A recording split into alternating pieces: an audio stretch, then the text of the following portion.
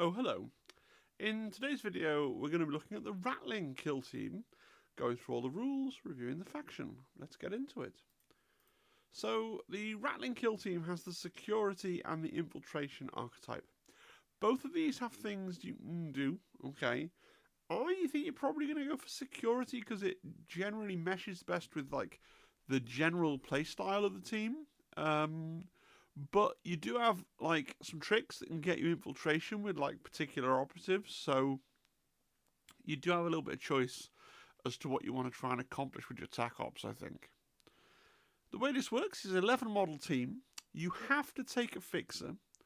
The fixer has a weapon choice between the battle rifle and the sniper rifle. Generally, you want the sniper rifle, but for the purposes of this sort of section of the video, it's not something we need to get into because on the plastic kit, it's the same piece. You can build him with a holstered rifle, waving his cup of tea in the air, or you can build him with a rifle that's out, but he only comes with one kind of rifle. So you just inform your opponent whether you're using the battle rifle or the sniper rifle. It's no big deal. And then you've got 10 other models chosen from this list. So you can take one of each Ratling and no Ogryns, and that includes one sniper, which is your generic warrior model. Okay? If you do that, you can have 3 free ploys. So three of your ploys can cost 0 CP. Now, that rule should be a red flag to most people, right? That's the kind of rule we've seen with Vet Guard, with the 4 troopers, and with the Brood Brothers if you don't take any of the cult agents. And so I was wrong. I mean, I didn't know, but I was wrong when I said the Ogryns were going to be like the Reavers in the Phobos team. They aren't. Okay, these aren't some optional extra that you can sprinkle in if you want to. The 3 Ogryns are very much a required part of the team. They give you a lot, and they give you a lot of stuff that's very different in a team that's otherwise going to be very samey. And the what you don't get for taking them is not going to help you particularly much. So you definitely want to always run 3 Ogryns, right? So with that in mind, you are dropping the sniper and 2 other Ratling specialists. And as we go through, I'll give you my thoughts, but ultimately it's going to be up to you. So certainly you have enough models in your box of Ratlings that you have to build everything you could possibly want. So you never need to buy a second box of Ratlings. You are going to have to go away and build 3 Ogryns. So when I say Ogryn, I'm really saying Ogryn with a lowercase o. So the Ogryn race, right? The Ogryn chassis, the generic Ogryn. It's actually split into sort of capital O Ogryns, the fellas in the white vests with the cargo pants, and then you've got the Bullgryns who are in the armor with the shields and things. In my opinion, a lot of people have said, "Oh, it's ridiculous. You need to buy 2 boxes of Ogryns." In my opinion, you can actually get away with totally sacking off the Ogryns, and you just build a set of Bullgryn, right? And then if you don't like magnets, I would go for the palm walls and the brute shields. We'll discuss it more when we get to their slide. But honestly, like their wrists are massive, chunky things. So what I would be do. I'm not necessarily going to play this team, but if I were going to, I'd buy a box of Ogryns, I'd build Bullgryns, and I would magnetize all the shield and all the weapon options, so you could swap between them freely. Because it's a really chunky wrist that the Ogryns have. No problem to take a magnet in there. You know, I've magnetized Howling Banshee weapons just for fun one year, so yeah, no problem there. Okay. And then there's just a note here at the bottom. Some Ratling models refer to a rifle. This is a ranged weapon with the word rifle in its name. All profiles of sniper rifle, tank stopper rifle, etc. Okay, good. Right, let's get on to the faction rules. Only one faction rule, so it's called Scarper. I'll read it verbatim for you. So, Scarper. Despite their small stature, Ratlings are fleet of foot, using their speed and agility to outpace and evade their foes. After each enemy operative's activation, before the next operative is activated, you can perform a free dash action with one friendly Ratling operative, excluding Bullgryns, Ogryns, and the Sneak. But it can't finish that move within 3 of an enemy operative unless it's not visible to every enemy operative when it finishes the move. Each friendly operative can do this once per turning point. It can't do so after the final activation of the turning point. You cannot use this rule after consecutive enemy activations during the same turning point. In other words, after using this rule, you must skip the next opportunity during the turning point before you can use it again. So you can perform a free dash with a Ratling or the dog, but not the Sneak. You can perform a free dash after every other enemy activation and not after the last activation, right? So what this is designed to do, I think, is to let you move out and hopefully get angle with your stationary profile on your sniper rifles, right? So if you are playing against somebody, like when I play against Zimbad, I'll often have a sniper up on a vantage point, and I'll be like, cool, I'm going to leave this sniper here, and if Zimbad wanders into the area where I can shoot him, then I'll shoot him, and he very rarely does, unless it's some kind of ploy to draw out my sniper and then bring out another thing. People don't generally just wander into and give you shots with people. Now, having one sniper like that who performs a function by going, well, if you wander out here, you're going to get shot. You're not going to give me that shot, but that does mean you're not going to wander out here. And that can be useful. But you are an entire team of snipers with 3 Ogryns. So maybe you will get shots just by virtue of, look, like everything that's possibly within line of sight anywhere in my board, there's a sniper there hiding, waiting to shoot you with a powerful gun. I guess that might be a thing, but it's quite easy on Volcus to hide from those shots if you're playing against somebody who is the median player, right? I should think. So you get this rule, so you can try and get those angles, but it's only a little dash. I've not played with the team, obviously. I didn't get the team in advance. I've sourced these rules from the internet. It seems to me like it's going to be a really difficult team to play. Because a dash is only, you'd have to have... sometimes you get lucky and you'll see a spot where you could dash and dash out the Ratling and get a shot, and that's cool. Other times you'll have to try and set up shots, but this is definitely the key to the team, but also it seems like a really complicated thing to do. So your mileage may vary. Of course, I've said it a lot in the Orc video. I'll try and say it less in this video because it gets tedious. If you're a group of people who are playing on Octarius, maybe you're using the Can You Roll a Crit map pack for Octarius in this edition, then you're going to have more luck with a shooting team, right? Shooting teams, just have an aside here. It goes backwards and forwards, doesn't it, so much? Because when the game first came out, Vetguard, Pathfinders, these were considered these really toxic, dominant teams because of the kill zone. Right? And then people made all these really intricate map packs to very carefully, place the terrain in such a way that vantage points didn't just make you into this invulnerable, bullet turret, right? And now we got Volcus, and it has the opposite problem in that it's very hard to get a shot a lot of the time. And people are complaining about that because it skews the meta. It does. It skews the meta in another way, and it changes what's good in another way. But, There's never been a time when it's been great for all kinds of teams, I don't think. We got to a place towards the end of, certainly after the first year of the last edition, where we adopted the Turning Point Tactics map pack and applied it to Octarius. We got to a place where... but then we had the Summer of Melee, so arguably we over-nerfed the shoot. It's really hard. and unfortunately, I'm not a game designer. It's really hard, I think, to create conditions where shooting heavy teams like this and a melee heavy team like say Felgor are equally viable. Like both have an equal chance of winning the game, depending on the actual skill of the players and the luck of the dice.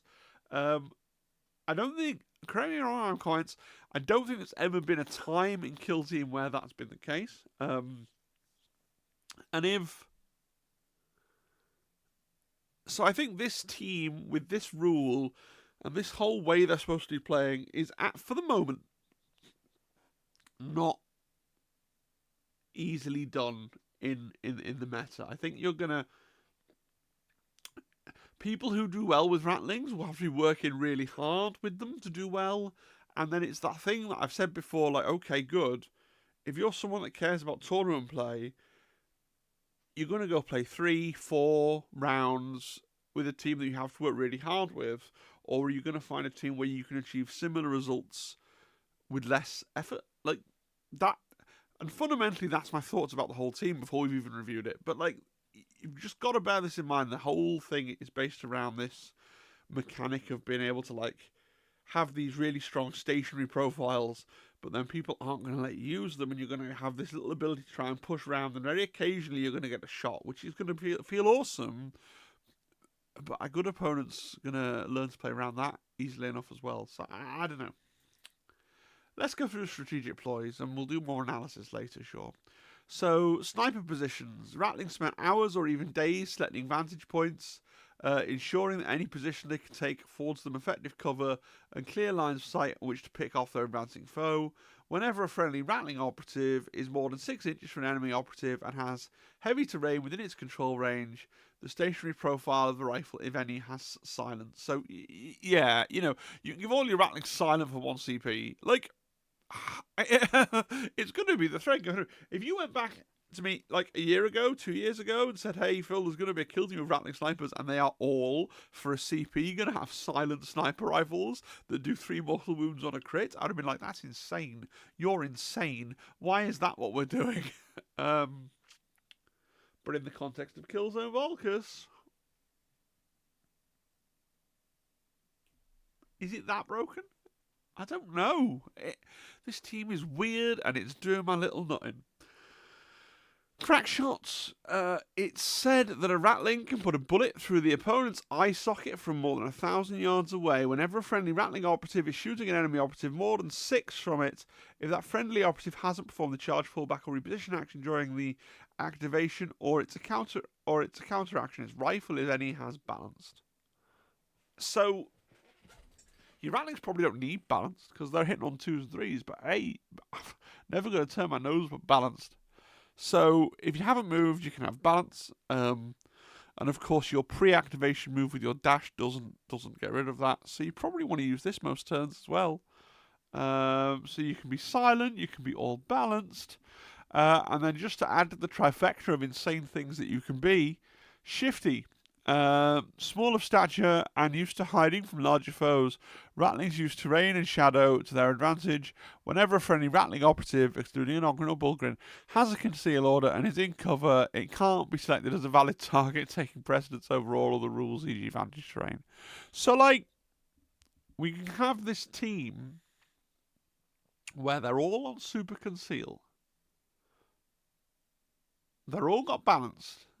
They've all got silent weapons, and yeah, you're eating CP to do all 3 of those things, but like, oh man, like, it seems so phenomenally, indescribably, and ridiculously broken. And then you actually think about how that will play out in practice, and you're like, well, you know, you can camp your table half really damn hard. But I don't know if you can turn that into a win, because your opponent's just going to be like, cool. You know, I will also play a game where I have to keep you off my table, out of my table half.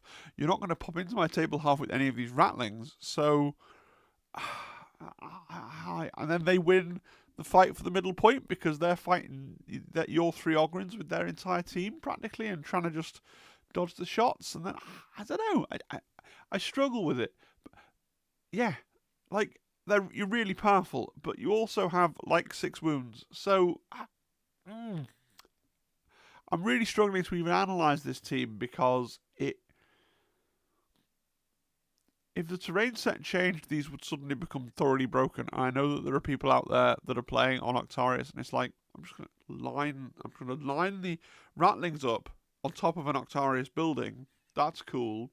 They're gonna be they're gonna be concealed. They're gonna be silent, and they're just gonna have their wicked way with the whole table. I don't know. I don't know. I find it really difficult. And then, not to do with the Ratlings, we've got frontline assault. Ogryns are brutish, muscular soldiers who are most effective when deployed as close combat troops. Whenever a friendly Ratling Bullgryn or Ratling Ogryn, remember, Ratling in orange is the name of the kill team. So a Ratling Bullgryn, Ratling Ogryn, it just means a Bullgryn or an Ogryn is shooting within or fighting within or retaliating within your opponent's territory or within 3 of an objective marker. Its weapons are balanced. Absolutely amazing. Like, your Ogryns are great. They're not the most like reliable of things. So giving them balanced is fantastic. They're going to be in the middle or in the opponent's territory, fighting on the objectives, doing the stuff, playing the game, while the rest of your Ratlings sit at the back drinking tea. Does it work? I don't know. But it's like you got half an elite team and then like a whole weak shooting team. Really hard to get a handle on these from just reading the rule card. Not going to be. It's so different from anything we've seen before.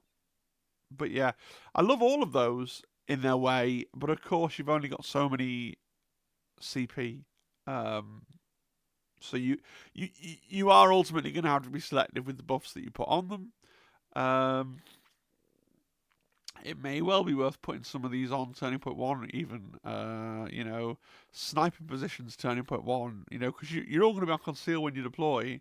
So just be able to say, look, if you do, just to keep your opponent ducking, I guess, and keep them back. Like, look, any of my guys can just shoot, and it won't mean that you've got a target for next turn, so there's no point you, running out and forcing me to reveal somebody, because I won't have to. Yeah. But really good. All of them really good, but you are going to run out of CP, so you need to be selective with them. Yeah. Let's look at the Firefight Ploys. So, survival instincts. Lacking physical strength and fortitude, Ratlings rely upon their reflexes and natural instincts to save themselves from harm. Use this Firefight Ploy when an enemy operative is shooting or fighting a friendly Ratling operative, excluding Ogryns or Bullgryns, and you're allocating dice to block. If it's a normal success, you can block 1 unresolved crit. If it's a crit, you can block 2 unresolved successes, normal or crit. You got 6 wounds, so you're going to have to look at their attack dice, whether they're shooting or fighting, and go, is this... just work it out. Is this going to help me? Is this going to keep me alive? Right? Because as far as I can see, you get to play it as and when you've seen all the dice being rolled.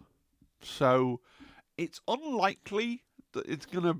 Because you've got 6 wounds. If somebody actually gets a shot on you, you're probably going to die. If somebody fights you, you're probably going to die. But at least with this, you bear it in mind. You can look at all the dice and be like, oh, actually, this can keep me alive, so I will do it. Sharp shot. Ratlings can pick out enemies in the thick of even the most chaotic battles. Many soldiers have been saved from certain death by their precise fire. Use this firefight ploy when a friendly Ratling operative is pulling the shoot action with a rifle, and you're selecting a valid target. Having other friendly Ratling operatives within an enemy operative's control range doesn't prevent the enemy operative from being selected. So, I think this is where you... I think this firefight ploy is really key to one of the ways Ratlings can play. You got your Ogryns, stand them in the middle, relatively in the open, right, going, yeah, we're some Ogryns, we're on the middle point, we're securing the centre line, we're doing whatever we're doing. And it's not so much for charging somebody and then shooting them, because if you charge somebody and then shoot them, the person you charge still has to be a target for the Ratling, so... that if you're charging through a wall or whatever, the Ratling might be able to see them. But you want someone to come and charge your Ogryn. And Ogryns are pretty defensible with the buckler shield. They can do double parry. They've got a lot of wounds. So you hope someone that charges your Ogryn and then you shoot them. with a Ratling with this. That's a really nice combo. If your Ogryn is positioned somewhere where it can be like on that central point, but also it is anyone that charges it is going to be seen by your snipers that are waiting around in the buildings and things, then yeah, I can see that. Larcenous. Their diminutive size and gift for stealth makes Ratlings naturally skilled thieves. Use this FireFight ploy during a friendly Ratling operative's activation, excluding Ogryns and Bullgryns. Until the end of the activation, the operative doesn't have to control a marker to perform the pickup marker or mission actions that usually require this. Taking precedence over the action's conditions, it only needs to contest the marker, and having an enemy operative within control range of it doesn't prevent it from doing so. So, this is a great option, and it's going to be for those desperate, like, final turning point plays when you feel like you can get points to do stuff. Because you generally don't want your Ratlings middling around in the middle of the table where they're going to get charged or shot. You've got to be keeping yourself in heavy cover, on conceal as much as possible because you're a 6-wound team, right? You're not going to be up the table mixing it up with your Ratlings because they'll just die, right? But then in that last turn, yeah, you might well want to go run forward, do something with Larcenous, get loads of EP, then that Ratling dies and you go, well, it's TP4, so I don't give a toss. That's what this is where this is gonna come in. Shoot and hide. So a sniper is vulnerable once their position has been detected. Those Ratling sharpshooters are constantly sneaking away. Use this firefight ploy after a friendly Ratling operative that has an engage order performs the shoot action with a rifle. If it's more than 3 from enemy operatives or not visible to every enemy operative, you can change its order to conceal. I mean, this is good. You can flip back to conceal after shooting. You have global silence on a strat ploy. So, like, that's going to be a more valuable CP most of the time. It's going to keep you on conceal anyway. But this is a nice option to have. Maybe there's someone that couldn't use the silent because they weren't within whatever it is of heavy terrain. Maybe you're not playing on Killzone Volcus or Galadork. You're playing on something weird where there's less heavy. I don't know. Ogryn. So this is the Ogryn, right? As opposed to the Bullgryn Ogryn. So APL2, a 6-inch move, a 5-up save, and 16 wounds. Pretty good. Pretty good, right? He's got a Ripper Gun, which is 4 attacks, hitting on 3s, 4-5, range 8 punishing, which is hitting on 3s, 4-5. It's a good gun, right? And the Bayonet's 4 dice hitting on 3s, 4-5. And then you got some rules. So you got Bayonet Charge. Whenever the operative finishes moving during the charge action, you can inflict D3 plus 1 damage on one enemy operative within control range. It's really good. You know, between 2 and 4 damage before you start fighting is really good. Sure, yeah. You got 16 wounds, which is good. Brute. Whenever your opponent is selecting a valid target, if the operative has a conceal order, it can't use light terrain for cover. This can allow the operatives to be targeted. It doesn't remove its cover save. Great, but we're playing on Volcus or Into the Dark, most of us, so there's not a lot of light terrain, but it's good to know that it's there for the bits of light terrain that are available to us. Well done. And then we've got Slow-Witted. You have to spend an extra AP to perform Pickup Marker and mission actions, but not Operate Hatch. It's good that it's not Operate Hatch. So the Ogryn's pretty cool, and if that was the only option, you'd definitely take 3. But we've got Bullgryn, who I think are just better, right? You get an extra point of save, so you're on a 4-up save. And you have a choice, and yes, you have the same Brute and Slow-Witted, won't read those again, and you have a choice of loadout. Now, this is totally mix and match. So you can have a Grenadier Gauntlet or a Power Maul. So the Grenadier Gauntlet is a ranged weapon, 4 attacks hitting on 4s, 3-5 blast, 2 inches. Not bad, right? The Power Maul, 4 attacks hitting on 3s, 4-6 shock. And then you've got a choice of 2 shields. So you've got the Brute Shield, with a melee profile. The melee profile is only going to be relevant to you if you've paired it with the Grenadier Gauntlet, right? So the Brute Shield has a better melee profile, it's hitting on 3s, okay? The Stab Shield's got a worse melee profile, it's hitting on 4s. So, the shields are different. The Stab Shield gives you a 3-up save.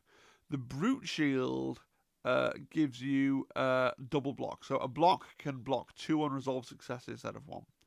So, in the current meta, I really favour the Power Maul and the Brute Shield. Okay? I think the Brute Shield is better than the Stab Shield in most cases because you want to be in combat with your Power Maul. Now, as I said a lot in the Orc video, the meta might shift to a point where you're facing a lot more hordes And so you might go and see, across the table from me, I see that Svet Guard. Now I want the Grenadier Gauntlet because I want access to that blast, right? And so you're using the Bullgryn as a short range, well, not even short range, it's got infinite range, but using them as a sort of ranged piece, right? So in that scenario, you might want to go for the Grenadier Gauntlet, and you might even want to go for the Slab Shield, because you're not necessarily trying to get into combat, right?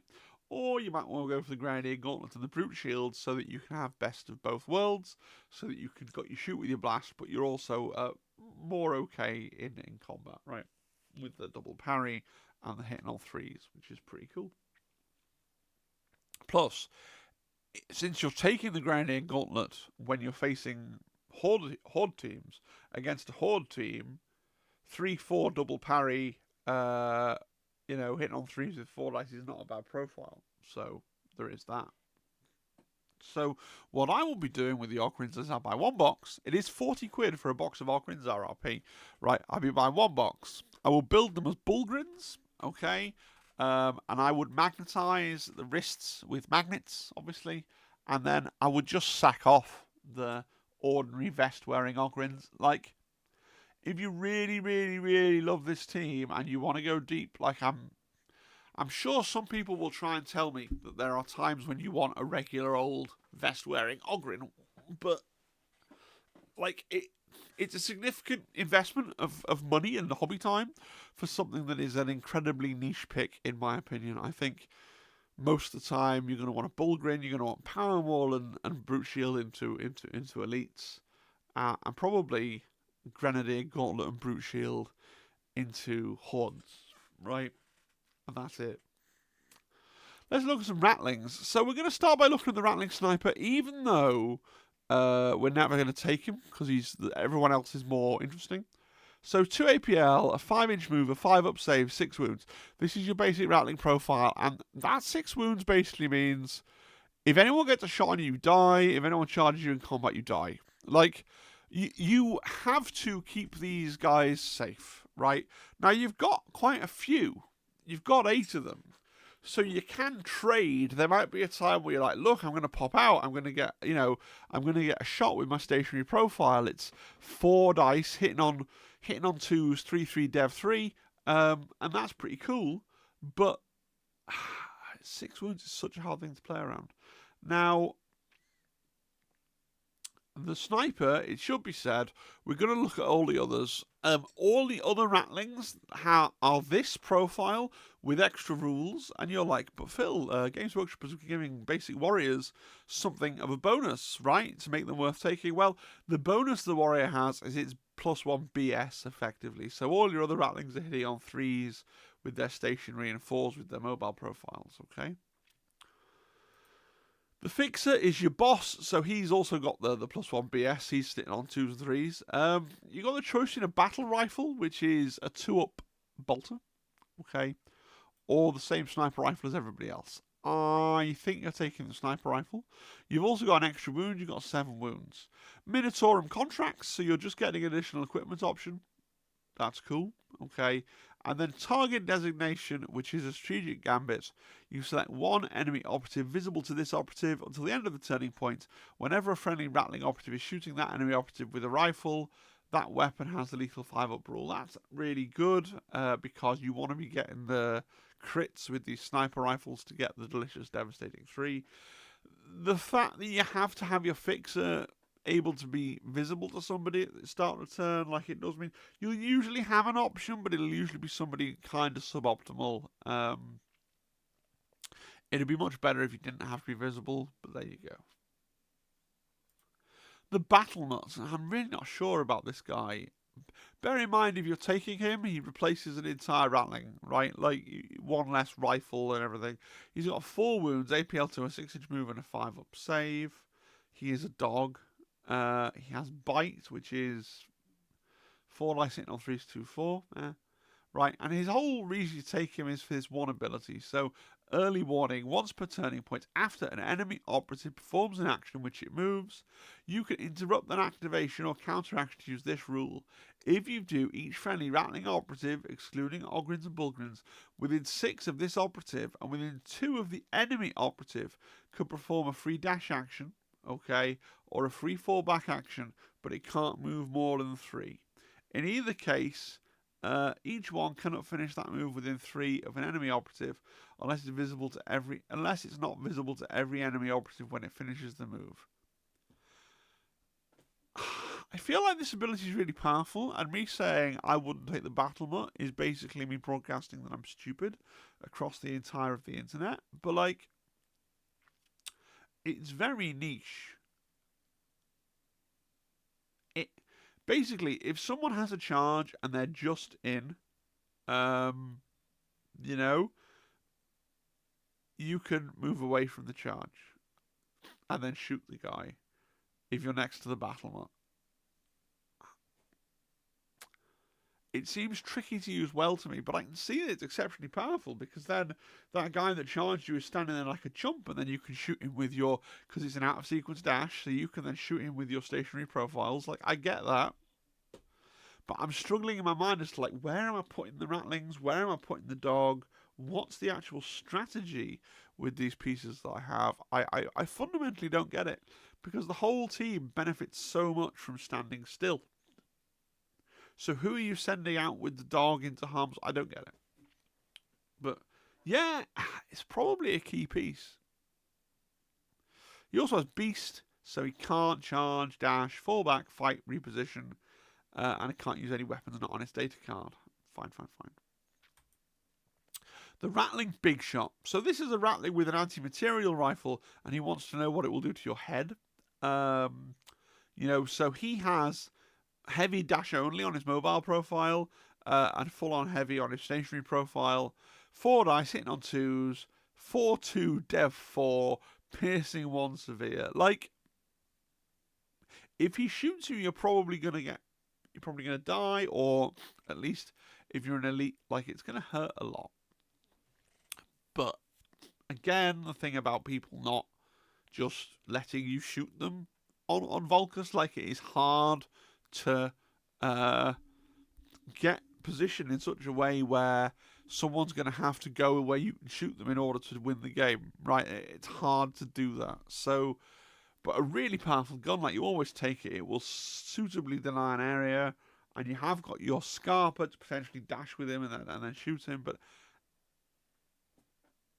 really powerful gunner piece. Just, I find these kind of heavy gunners are challenging to use well in the current environment. And again, if you play on Octarius still, happy days, possibly even overpowered, right? The Ratling Bomber. So we've talked about this before because it was previewed. The Bomber's really interesting. Fundamentally, I think you ignore, like, if you're looking at this guy and going, oh cool, I'm going to run up to somebody within 3 and throw a bomb at their head, that's not what you want to do. You're a Ratling. You want to sit back and snipe with your sniper rifle. You've got the explosive arsenal and the bionic arm, so that if for some reason people have come near enough to you, you could have this sneaky little counterpunch. The reason you take him is because you want the tripwires and potentially the mines.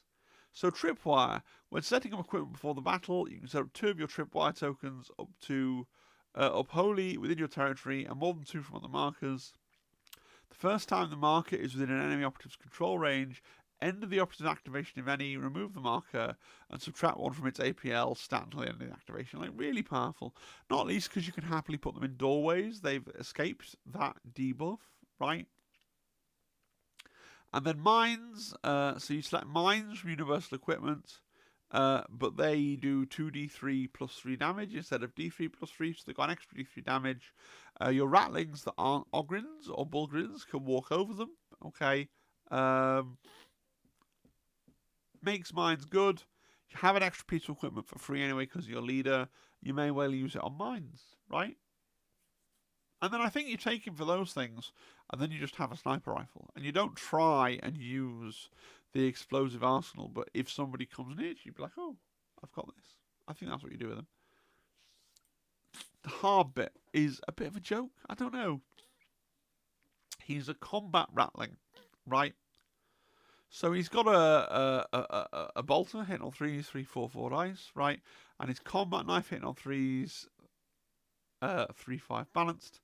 When he performs a charge action while you have conceal, or you can perform the charge action while you have conceal.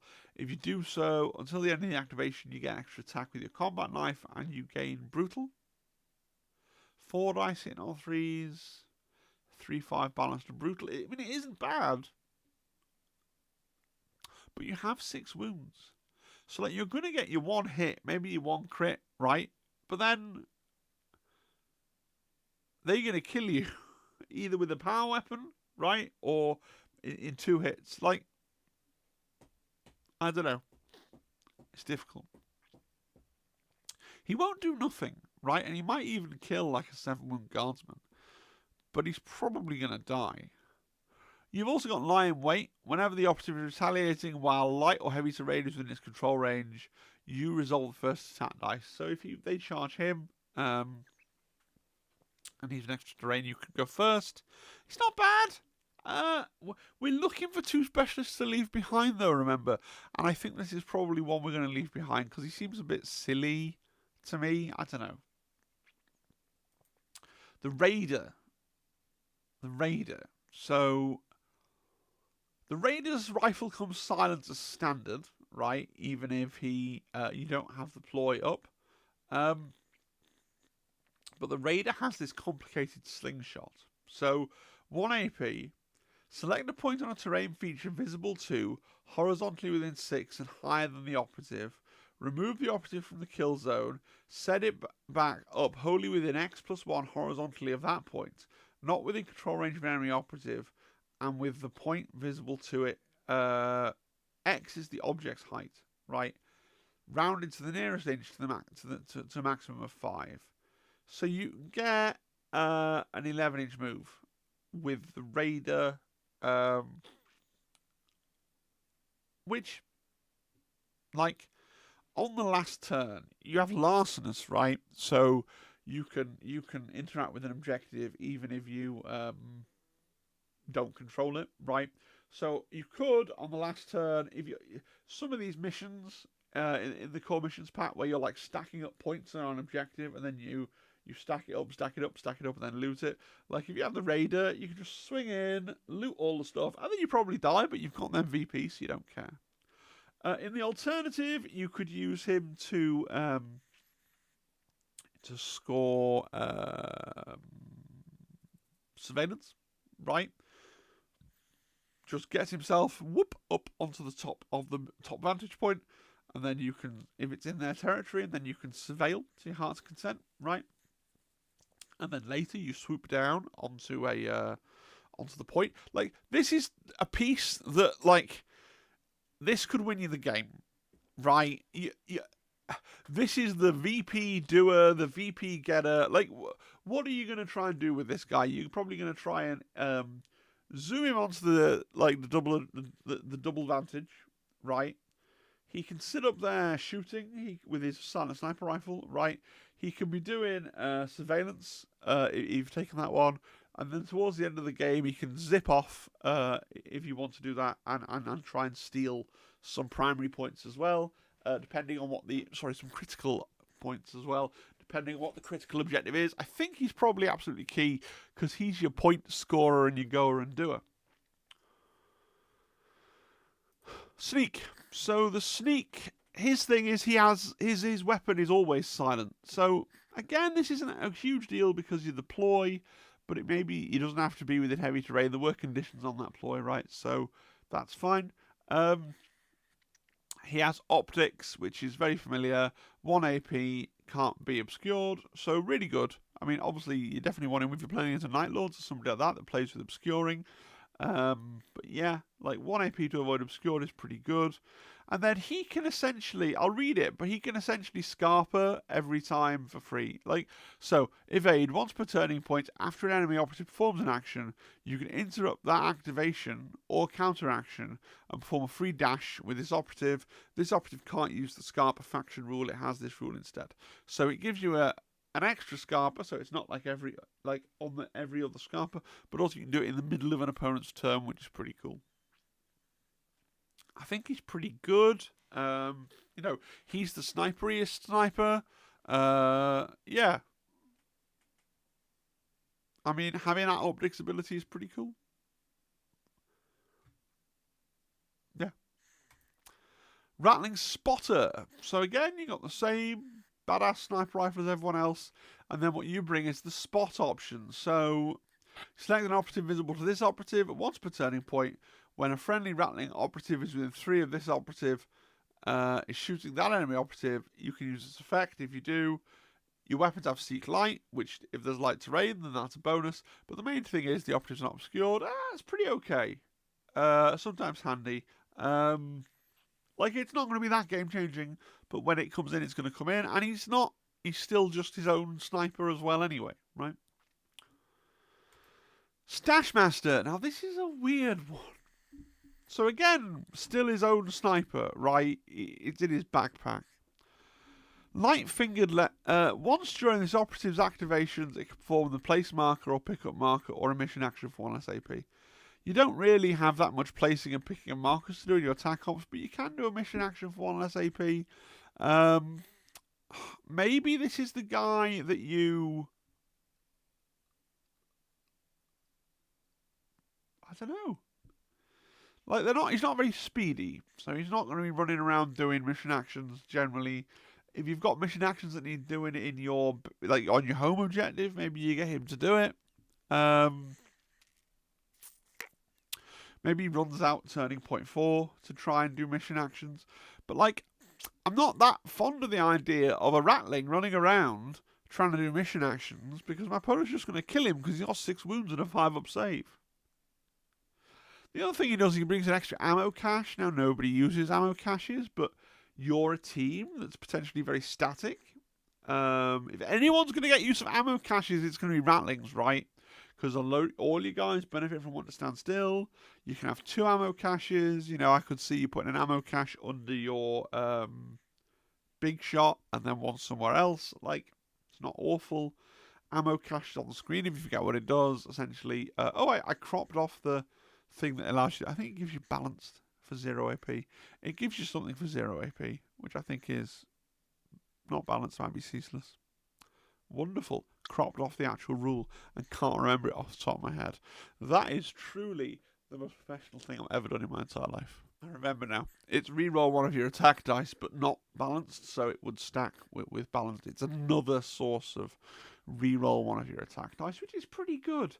For this team, I guess, but we're looking for 2 to leave. Maybe this is the second one we're leaving. We're leaving the Hardbit and the Stashmaster. That might be my pick, but maybe we're leaving the stupid dog that's too hard for my smooth brain to use. I feel like that's the wrong choice, though, right, on some level. Yeah, let me know. Let me know what you think. I think maybe this is a bit weaker, perhaps. I don't know. Vox-Thief, so it's a comms. It's a standard comms. It used to be within 6, and you can give it an APL. You can give it to an Ogryn, right? You can give it to an Ogryn. So if you have a grenade launcher Bullgryn and you want to do the old charge, fight, shoot, right, or move, dash, shoot, right, then you can do that. And that's the big, like, I don't foresee that the team wants to move around that much. So I don't foresee that you're going to use both AP on a lot of your Ratlings, let alone know what to do with the third one. But certainly having a 3 APL Ogryn. What do you do after your Ogryns run off and you're not within 6? Do you huff and puff after the Ogryn, or do you just go, well, I'll revert to just being a sniper? Like, again, they've all got this 4-3-3-3 Dev 3 heavy gun, so even if you're not using the Vox-Thiefing ability every single turn, I don't know. It's such a weird team, isn't it? Equipment. Okay, so purloined rations. We've seen this already. And well done to it was 2 people in the comments that said, that's not going to be a special rule, that's going to be equipment. The words are in a box. Yeah, fair. Purloined rations. Ratlings have a well-earned reputation for greed.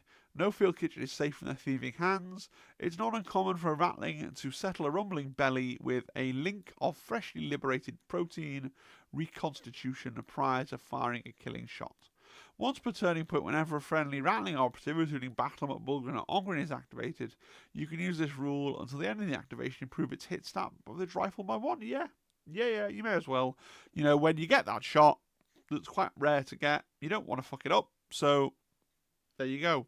I don't have an extra, I'll hit on 2s. Good, fine. Lucky round. Superstitious by nature, many Ratlings hold back a lucky round with which to target a large or powerful foe, kill an enemy that's wronged them, or make a particularly tricky shot.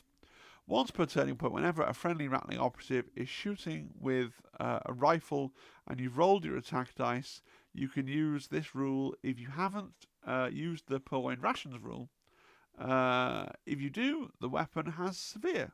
So again, another buff, right? So if you already used Purloined Rations on somebody else to give them hitting on 2s, you can have severe on a different guy. Good, great, why not? And then we have the worst piece of equipment in Kill Team. Stolen goods. Ratlings are notoriously light-fingered, capable of seizing intel and equipment from under the noses of their foes. At the end of the set operative step, roll 1d3. If the result is 1, you lose a CP. If it's 2, you gain a CP. If it's 3, your opponent loses a CP. Like, I'm never taking this.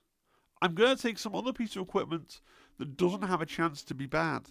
If it was like, roll a d6, on a 1 you lose a CP, on a 2 to 5 you gain a CP, and on a 6 your opponent loses a CP, like, maybe I'd consider it if it was a 1 in 6. Even then it would still be like, but a 1 in 3 chance to just cost you a CP, no thank you.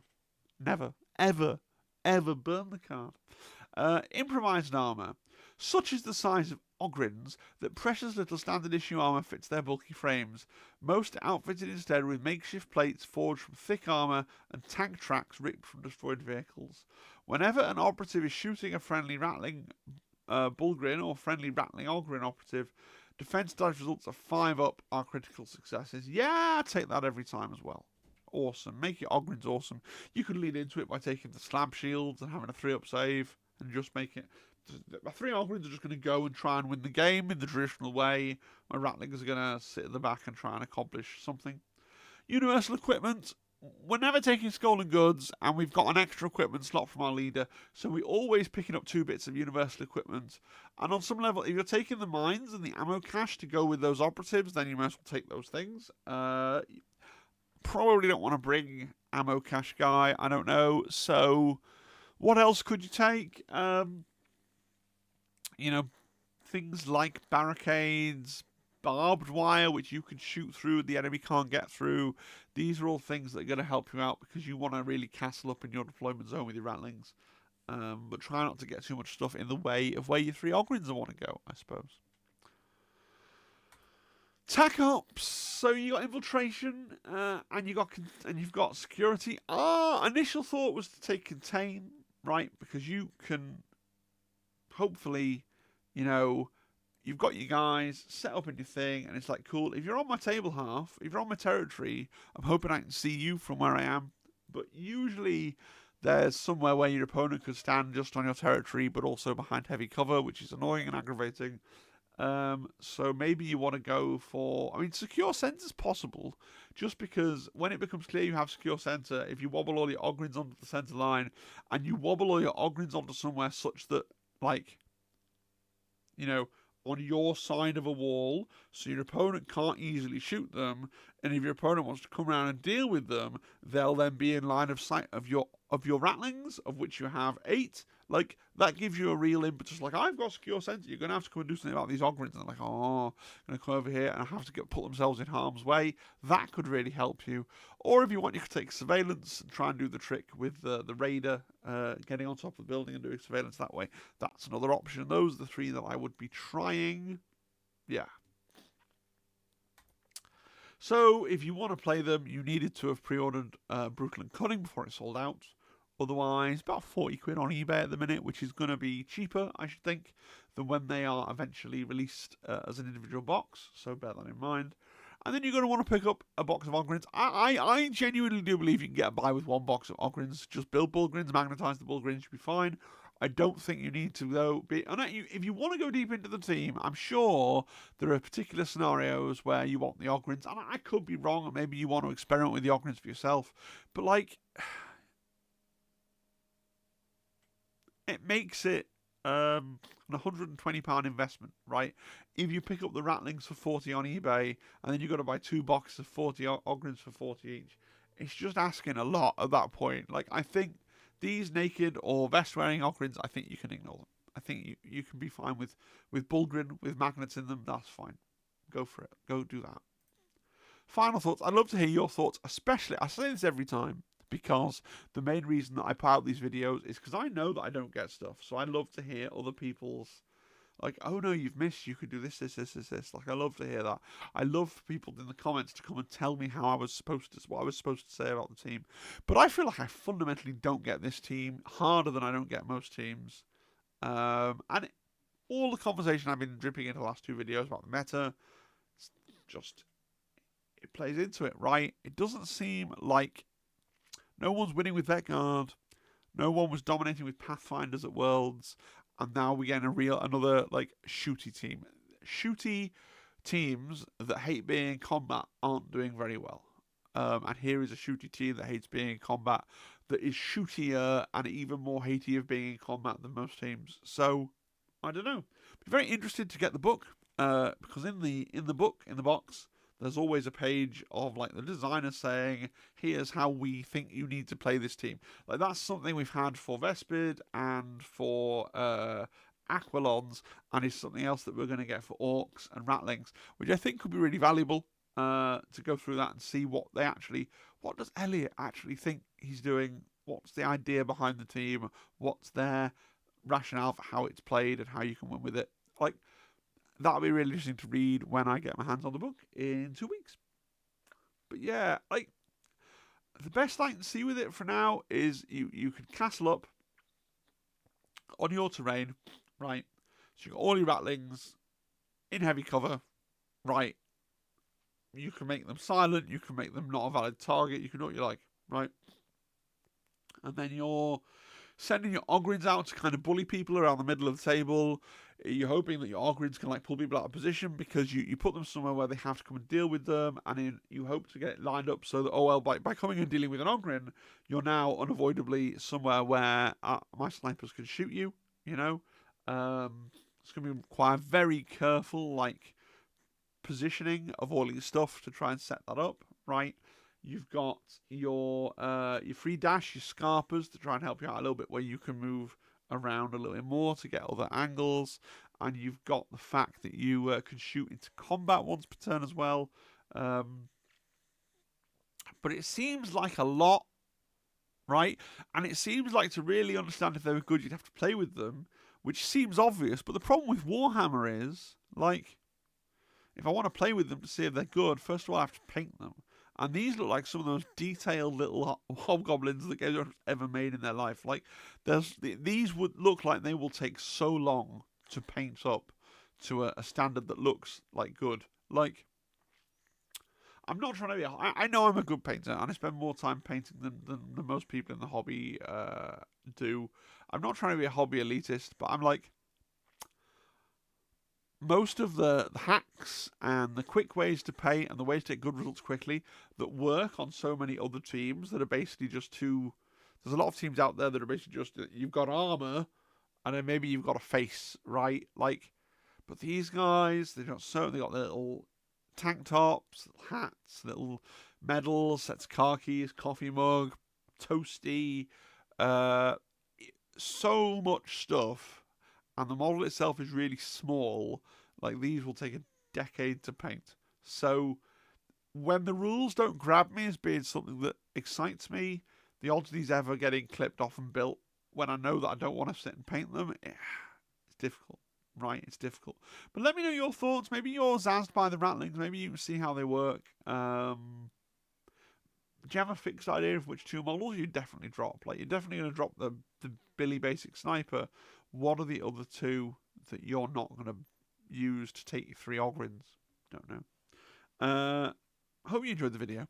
Massive thank you to all of my members, my supporters, my subscribers, all those people, but especially to Compendium Lover, who is subscribed at the highest possible tier and therefore gets a shout out every single video while I remember. So the next video, we're going to go back to doing this, but for all the teams that have already gone out, I think it's probably going to be Felgor next if I get around to it. So look forward to that. We'll try and get through those. And of course, we're coming up on crisps as well. We're going to have to do some extra special little bits and pieces for that. All right, guys, I'll see you next time. Have a really great evening. Bye-bye, bye-bye, bye-bye, goodbye, bye, bye-bye.